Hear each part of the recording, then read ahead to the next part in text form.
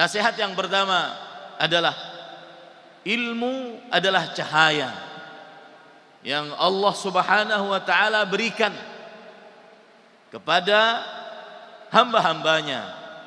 Naam, iya, hamba-hambanya saja yang mendapatkan ilmu. Oleh karena itu, perbanyaklah mengerjakan ketaatan-ketaatan pada hari ini. Hadza laisa minal gharib. Ini bukan sesuatu yang aneh. Fil qurbah wasyiddah yashtaddu at-ta'abbudu lillah azza wa jalla. Di dalam kesulitan, di dalam keadaan-keadaan genting, maka seorang hamba benar-benar lebih mendekatkan dirinya kepada Allah. Aktsiru minat ta'at. Perbanyaklah dari ibadah kepada Allah Subhanahu wa taala. Sebesar ibadah kalian, sebesar ilmu yang akan kalian dapatkan. Sesuai dengan ibadah-ibadah yang kalian lakukan. Ibadah-ibadah yang kalian lakukan kepada Allah Subhanahu wa taala, maka sesuai itu pula ilmu yang akan kalian dapatkan. Sesuai dengan salat-salat yang kalian kerjakan, doa-doa yang kalian angkat kepada Allah Subhanahu wa taala, sebesar itu pula kemudahan kalian untuk menghafal ilmu-ilmu agama. Qala Allah Ta'ala fil Qur'anil Karim, wattaqullah wa yu'allimukumullah. Allah Subhanahu wa taala berfirman, bertakwalah kepada Allah. Ittaquhu fi ayyam ikhtibarat. Bertakwalah kepada Allah di dalam hari-hari penilaian akhir semester. Perbanyak istighfar sebelum menghafal. Perbanyak bersolawat sebelum menghafal. Perbanyak mengangkat doa sebelum menghafal. Perbanyak solat sunnah sebelum menghafal. Perbanyak tahajud, solat witir sebelum menghafal. Meskipun kalian selalu menghafal, kalian selalu istimewa di dalam menghafal, tetapi jika Allah tidak menghendaki, ilmu itu akan menempel di kepala kita, maka tidak akan pernah kalian sanggup untuk menghafalnya. Imam Syafi'i rahimahullah, Muhammad ibnu Idris, seorang ulama Islam abad ketiga Hijriyah yang merupakan pendiri mazhab Asy-Syafi'i. Beliau mengadu kepada gurunya Waqi' tentang kesulitan menghafal. Maka sang guru memberikan arahan nasihat agar meninggalkan maksiat, memperbanyak ibadah. Dan sang guru memberitahukan bahwasanya ilmu adalah cahaya, dan cahaya tidak diberikan oleh Allah Subhanahu wa taala kepada orang-orang yang bermaksiat. Wan nasihatu ats-tsaniyah, hendaknya kalian memperbanyak doa, dan termasuk daripada gaya hidup metode para nabi, memperbanyak doa, memperbanyak munajat kepada Allah Subhanahu wa taala, terutama dalam keadaan-keadaan sulit. Doa akan melakukan sesuatu yang mustahil menurut manusia jika Allah Subhanahu wa taala menghendakinya. Jika kalian berdoa kepada Allah, maka perbanyaklah berdoa. Alihhu. Terus berdoa. Terus berdoa. Terus ketuk pintu Allah Subhanahu wa taala. Karena Allah Subhanahu wa taala akan murka kepada siapa yang tidak pernah berdoa dan meminta kepadanya. Wa idza da'utumullah azza wa jalla ud'uullah biqalbin yaqin anna Allah sayastajibu du'aakum.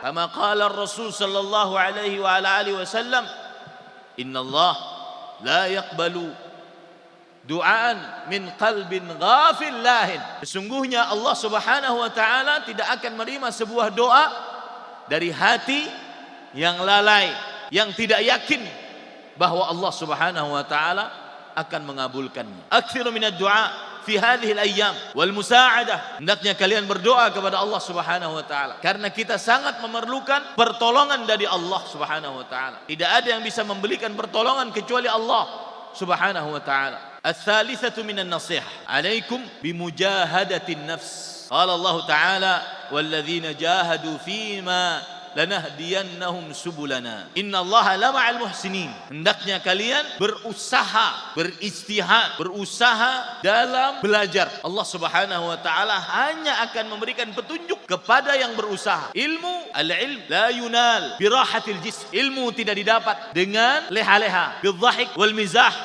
La, dengan ketawa-ketawa, dengan bercanda, tidak. Oleh sebab itu saya kasih usul kepada kepala divisi kesantrian agar memberikan waktu lebih untuk bermujahadah di dalam menimba ilmu agama, terutama di malam hari. Di anna tihamal lail la yukhti, karena busur pada malam hari tidak akan pernah meleset. Inna nasyi'atal lail hiya aqwam. Sesungguhnya keadaan di malam hari lebih dekat. Dan saya nasihatkan kalian, bawa kitab kemana-mana, kecuali tempat yang terlarang untuk bawa kitab. Fi kulli makan taqra kitab. La ahad la yahmil ma'ahu kitaban. Ini adalah hari-hari untuk berjuang. Tidak ada yang berjalan satu santri pun di pesantren ini hari-hari ini kecuali bersamanya kitabnya. Dia baca di dalamnya. Wa hadha huwa al-farq baina dirasatikum fil bait wa dirasatikum fi hadzal ma'had.